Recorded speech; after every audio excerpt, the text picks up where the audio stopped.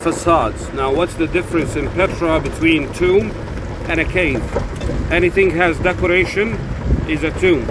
Anything without decoration is a cave. Now, why they decorate their tombs, not their caves? These guys had a strong influence from the Egyptians, believing there is a life after death, and they believed that the life after death is much better than their life on this earth. So they thought in the eternal life they will come back and live in the tomb that they was buried in. So that's why they decorate their tombs, not their caves, thinking of them they're gonna live there forever in a nice house. Now, what's the difference between rich people tombs and poor people tombs? Now, rich people tombs in Petra was found all over the city, while the poor people tombs only in the city center. The reason: the rich people facades minimum 2 floors in order to have the bottom floor used for funerals and the upper floor for the bodies. The poor people, they have 1 floor and much smaller size than the rich people tombs, and they made the theater down in the city center especially for the poor people funerals. So the theater we have in Petra is the only one in the world has been chiseled in stone, not built. And the capacity of that theater is close to 5,000 people. As we can see here at the entrance, you see like little squares to the right side on the way in. You can see 2 of them here, and there is another one in the back behind. These have been made solid. We thought up till the end of 80s that these have been used as a water tanks. A lot of excavations happened around most of them, though we found out most of them are solid. And we found a grave on top of this one here. Proof that these have been made against the bad spirits.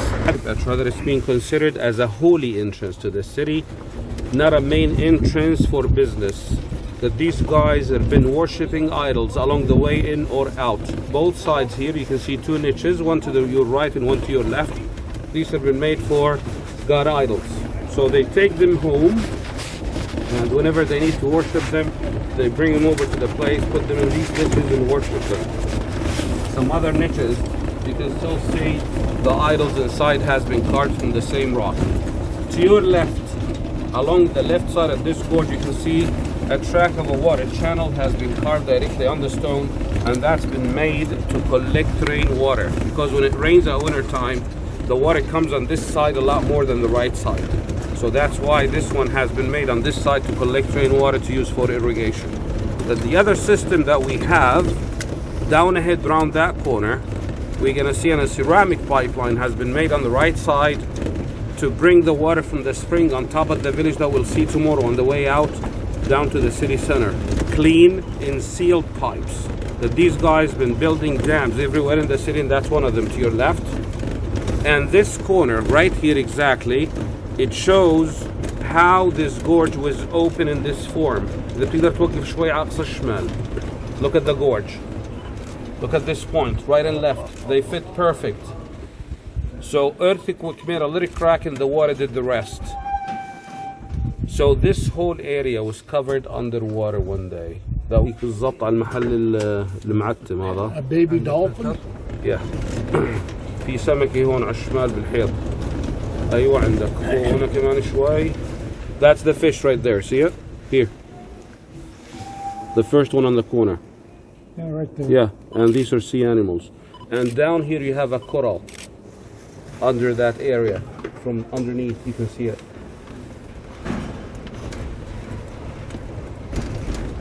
In order to see that the whole rocks that we have here is sandstone, and that's the raw material for the silica, for the glass, as the ones we have seen south on the way down to Wadi Rum and on the way back.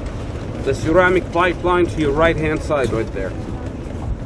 So that's been made in a sealed pipes. Now the pavement on the floor, that it was made of limestone, that's been paved on the year 125 by the Romans, not Nabateans. When the Roman came, they changed the whole law. They allowed animals to go through, so they paved the entrance with limestone to be able to use horse carriages and other things in an easy way down to the city center. On top, to the right, you're gonna see a huge rock that it has a big cut in the middle of it. and they tie it up with wires and fence. They're afraid that the whole rock might fall because it came off the mountain. See it? Yeah. Oh, yeah. So the problem in this city is the water. The stone here is like a sponge, absorb a lot of water. When it freezes at winter time, especially at night, the water expands inside the stone and make a cracks in it. And with time, the stone is starting to move slowly, and we have a lot of fallen rocks. On the past couple of years, they cleaned the whole top. They took them about 2 months' time. They put fence on it, and they start to clean the rocks from the top. They're afraid that might rocks fall on people. A cave has been made on the stone where these people are standing, with the steps that lead up to it, for a man who's been staying there all day, helping people and the idol service. The idols were made on this stone from this side. There is 2 idols down below, and that was made only for the people who's leaving the city. That's why it's been facing down that way. To show you the camel caravan, and he used to sleep in a cave on top. انزل لتحت مش بهمك بعد الكوربة عادي. واحسن من تحت اصلا يبين. Look at the. Yeah, that's it. ايوه عندك. And the second camel in the back, look at the hump. It has like a little square on it. These are the idols they used to transfer on camels into the city center. Now, as long as we're transferring idols, so you have to have another one coming up. Turn around and look down there. There is 2 camels to your left. These guys are leaving. These guys are walking in, transferring idols. And there is a proof that these guys have been going all the way to China. If any of you are strong enough to lift up that man foot, you can see that his sandal made in China.